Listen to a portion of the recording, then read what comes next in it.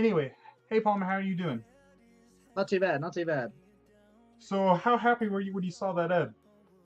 Oh my god, I remember thinking, wait, I was looking at that card, I'm like, okay, if that's either a bad card or an N, I should be fine, because if it's a bad card, he has to trade it, and then he probably doesn't get to do anything. And if it's an N and he plays it, then I'm in a fine position, which obviously is what happened. And that Right. was even better, because he ended up missing the knockout anyway, so he ended me and got nothing out of it. Yeah, that was like I was like when he whiffed out of the Latias and was unable to do that. I was like, oh my Yeah, god. that was so crazy.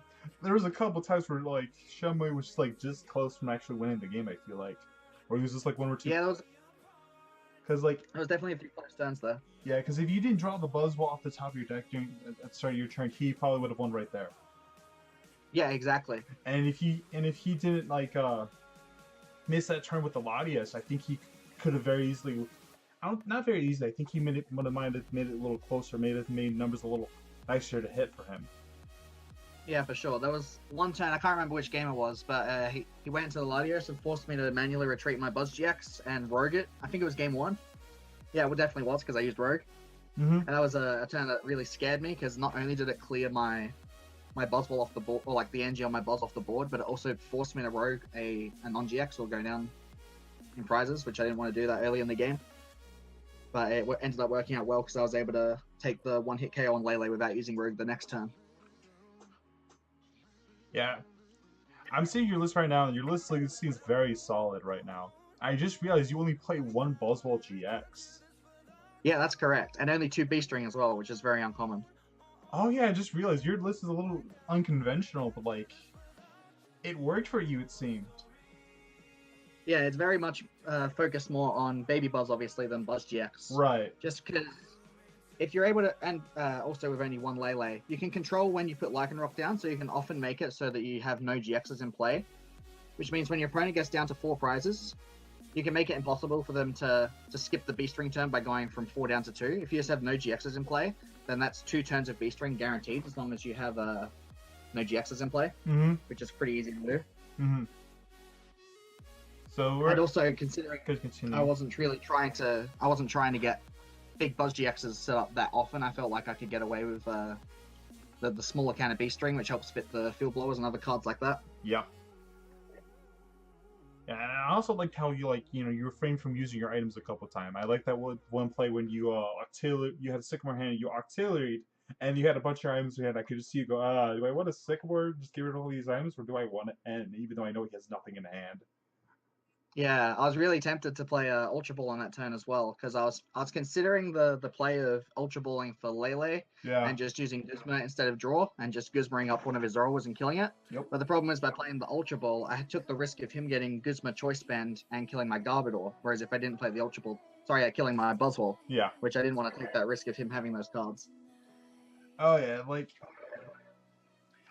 that's why sometimes part of the time, like when I see Sycamore and I see auxiliary, I just Sycamore, because the amount of times where I use Oranguru or auxiliary and I have a couple cards I really don't want to discard, I have to discard them anywhere, or I have to do something else. It just hurts me sometimes. Yeah, I completely agree with that, and that's usually what I would do 90% of the time. But the reason I chose not to Sycamore first in that situation is because I wanted to leave my Guzma option open. I was thinking if I could Abyssal Hand into Guzma without having to play items, then that would make it really favorable board for me, but it wasn't worth going for the Guzma if I had to play items. Right, and you also did have 3 Guzma. I think you didn't play a single Guzma at the time when you did that?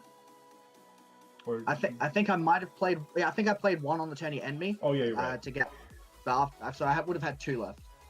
And also, of course, the chance of drawing Lele. Yeah.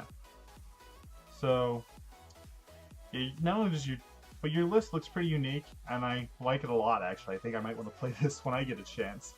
But anyway, congratulations to winning the 60Cards Invitational!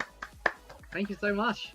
Yeah, how was your tournament experience throughout the entire year?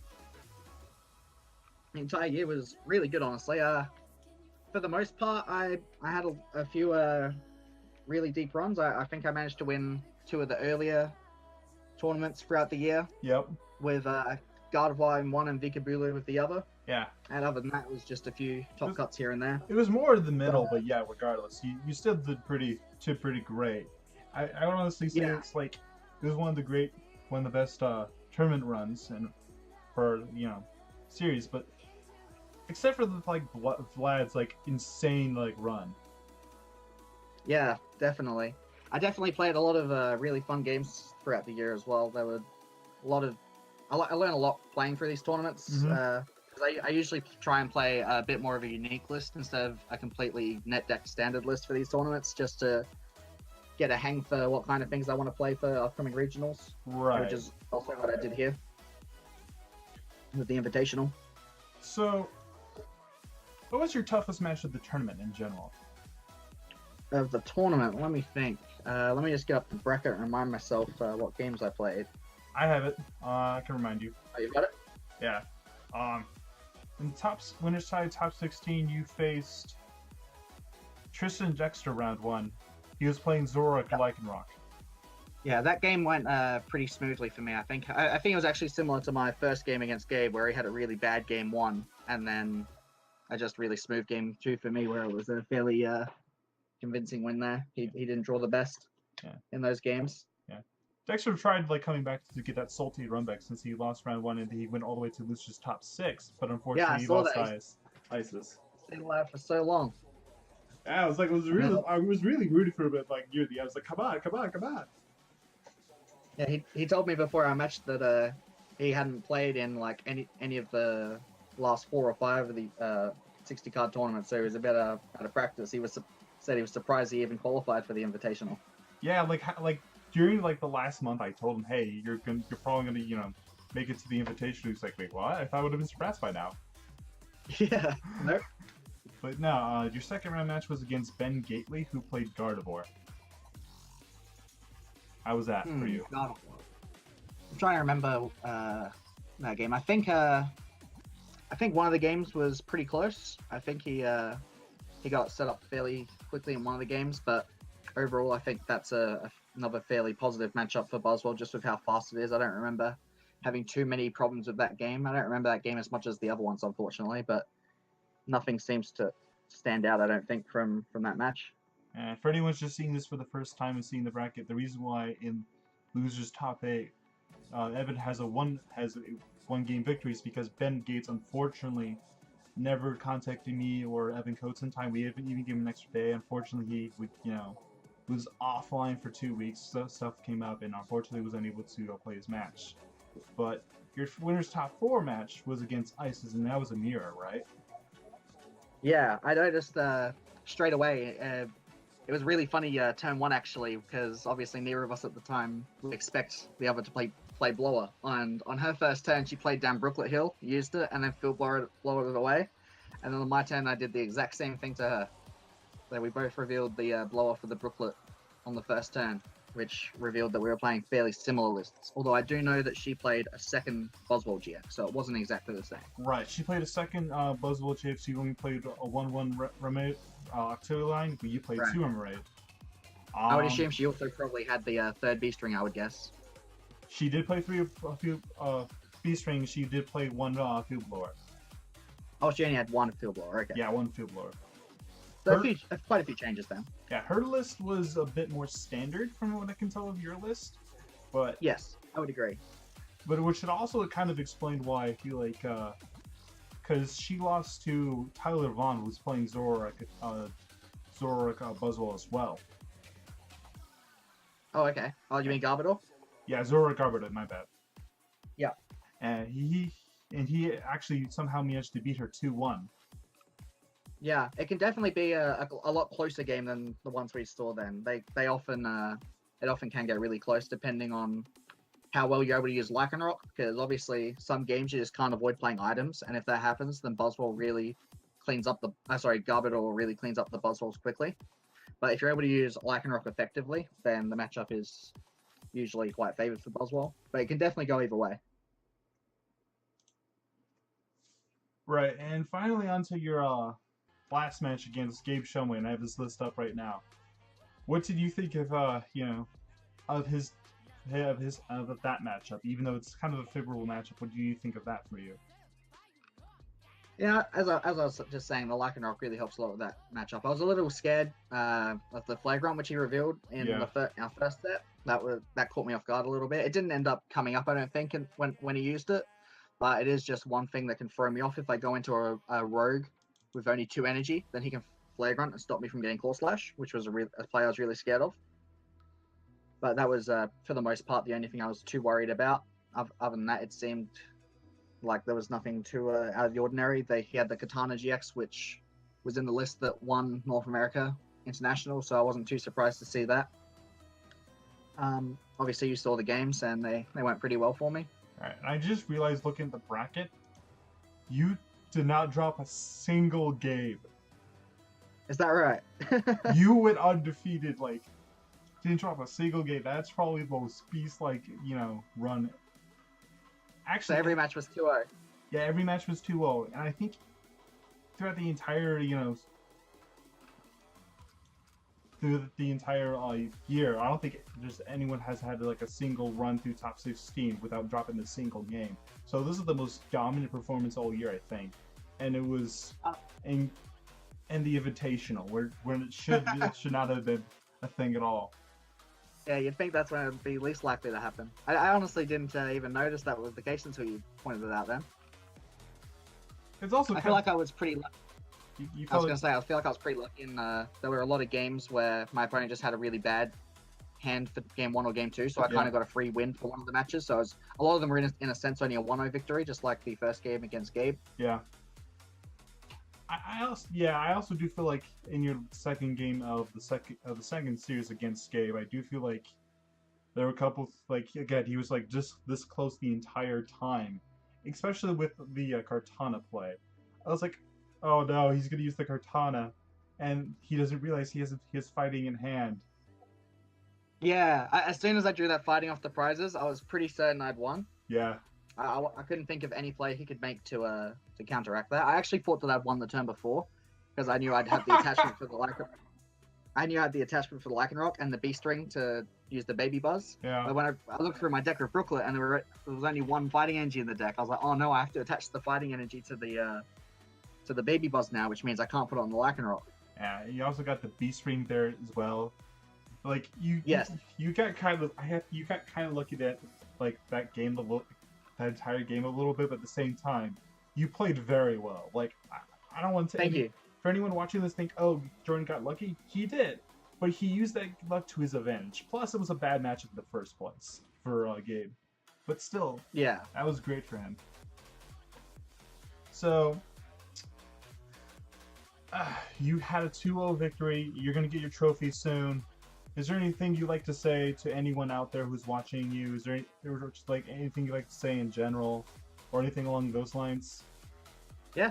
Firstly, I'd like to thank everyone who I've played against throughout the entire season in these tournaments. I don't think I played against a single person with a bad attitude. Everyone was super nice and had a lot of great games. And I honestly recommend anyone who's watching this to get involved next season, which will be starting, I assume, next month or the month after. Maybe. Well, sometime soon at least. And hopefully you'll be in the Invitational next year. I actually cannot be in the Invitational just due to like just due to like conflict of interest. I probably. Oh yeah, I meant like the viewers. Oh, the viewers. Yeah. Can you talk to them? No, I can't do it because conflict. I was only entering tournaments like yes, of course. Yeah, to make things even in terms of challenge, because challenge can be weird with Swiss. But right. So now that you won the Invitational, how confident do you think do you feel like you're gonna win Worlds? I feel like that might be a bit harder than this tournament, just a little bit. Just a little lot. Yeah, I think I've got a good chance to do decently at Worlds at least. I don't think I would say I'm likely to win or anything, but come on, I've had quite a few. Come on, you're gonna win. Just say it. You're being humble, but you're gonna win it all. I'll be happy with any top placement, honestly. A top 32 is I've gotten a couple times. I'd be stoked with that. You got that last year, right? Top 32. Yeah, I came I think 31st, so I just scraped in there. I was like, yeah, you get in there. Yeah. So I'd be happy with that. Obviously, I'd say my goal would be the top 8, and hopefully we can get there. But it's a big ask. Yeah, and it'd be also great for your entire community, like, because you're from Australia, in case anyone couldn't tell by his accent. But yeah, it would be good for you because I don't think there has been a Australian top 8 at Worlds, has there? No, there hasn't. I think the highest we've gotten so far was a top 16. Was that by you? No, unfortunately, I've only ever gotten top 32. Everyone just assumes like it's you probably because like you always like win every regional, even though like this year I think you weren't as dominant. No, that's true. Because I did make the finals of the Melbourne regionals, but other than that, I didn't win any this time, unfortunately. how many Australian regionals wins do you have in general, out of curiosity? In total, I have 7 in the Masters division. I had 1 when I was a seniors as well, but we don't count that really. Wow, you have even more than Sosa, and like yeah, I think so. But, well, we might be tied. Sosa has 5. Graham Prema has 6. I think he might have 7. But I think he might have 6. I think he might have 7 now because he won one recently. But right. I would like to think that those events are probably a bit harder than the Australian ones, though. Yeah. But you guys, your community is starting to come up a little bit. Like, I've seen several of your players do well in our tournaments. Shout outs to Ander Vanderkolk, Matt Shear, who also got his Worlds invite, I believe. Aaron did, Matt didn't. Okay, I got that wrong. Think of missing somebody else. But we've had a bunch of people from your area enter our tournaments, which is really cool. Yeah, there's a couple of us who play. I think there's a few others, but Aaron and Matt are actually fairly local to me, so we meet up and practice quite often. So you probably just you use peer pressure to come on, join. Yeah, pretty much. We were able to discuss lists and scout out the competition a bit together, which helps a lot. Well, you guys all are pretty solid, so it seems to be working out for all 3 of you guys. But I'm gonna let you go now. Go start with your day, since it's like 2 or 3 o'clock there in the afternoon. It is 1:30, yeah. 1:30. Just before 2. Yeah, so you can go get lunch or whatever now. But thank you so much for entering our tournament. We should get you your play mat, your trophy, all your stuff within the month. I should be getting your codes within a couple days. Thank you so much to everyone who entered our tournaments. And I'll let you go right now. Thank you so much for entering our tournaments, Jordan, and congratulations once again for winning. And I hope you avenge your loss in top 16 from last year. Yes. Because you did. Thank you very much, man. But thank you. Have a great day, and I hope to see you, soon. Hopefully. Catch you later. See ya. All right. Now that the man from the land down under's gone, I want to thank. Sorry, I'm okay. I just want to thank everyone so much for entering our tournaments. I know there aren't many people watching right now, but I'm pretty sure, I'm going to post this on YouTube later, make it a little bit fancier, quote unquote. I'm going to have I'm going to start going to work on the article tomorrow, and hopefully by the end of next week it should be up. No promises. I'm going to be giving the codes to everyone who entered the tournament. We'll let you know about the situation with the tournament structure next year, how we're going to do that. But thank you so much to everyone who participated in tonight, and thank you for everyone who participated in our tournaments throughout the season. Thank you so much. We really appreciate all you do. I don't say it just from me, I also say from Cody. Thank you so much. I hope you guys all have a beautiful, beautiful everything. I really appreciate this. I know I'm rambling, but 3 years ago we started this, and to think we are where we're at now, it's the greatest. But yeah, on behalf of Cody, myself, 60Cards, thank you everyone to entering our tournaments, and we'll see you when we see you.